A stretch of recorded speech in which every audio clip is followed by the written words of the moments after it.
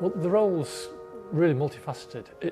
First and foremost, it's about trying to create an environment that encourages people to want to be a referee. So we want to recruit more people into refereeing so they can be part of a great game.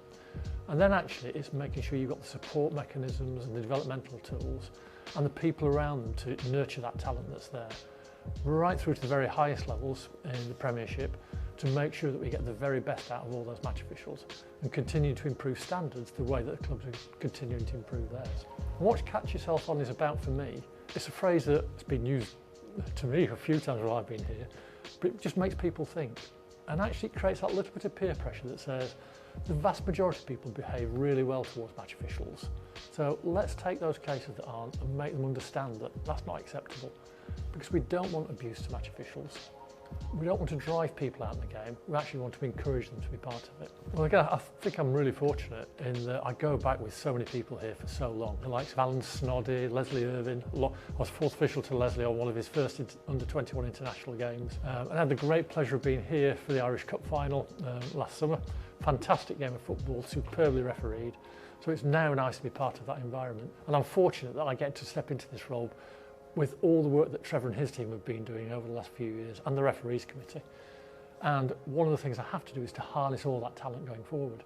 Because if we all work together to promote and develop our referees and to recruit more of them, then we'll have a successful future. Yeah, if you look at football throughout Europe, actually, I think we've all faced the same problem. But over time, that respect towards match officials has been eroded. And people think it's acceptable that whether you agree or disagree with the decision, it's okay to abuse the match official. And actually it's not. Match officials are an integral part of the game. Just like players, just like managers, just like the fans. And actually when we all work together and we all respect each other, we're better off for it. Because what the match official liaison officer brings is that instant contact with the referee when they arrive at the ground, makes them feel welcomed, allows them to look at the practicalities because the person clearly knows everything about the club, where to go, who to talk to, acts that interface between both clubs on a match day. So it creates a far more conducive environment to help the referee control the game of football. It can't just be a campaign that we have some good philosophy and good ideas about. It has to be backed up by concrete action.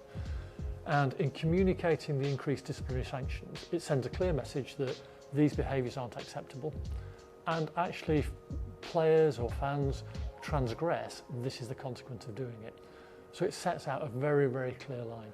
And it may well be that in the short term, you end up with more yellow cards and more red cards.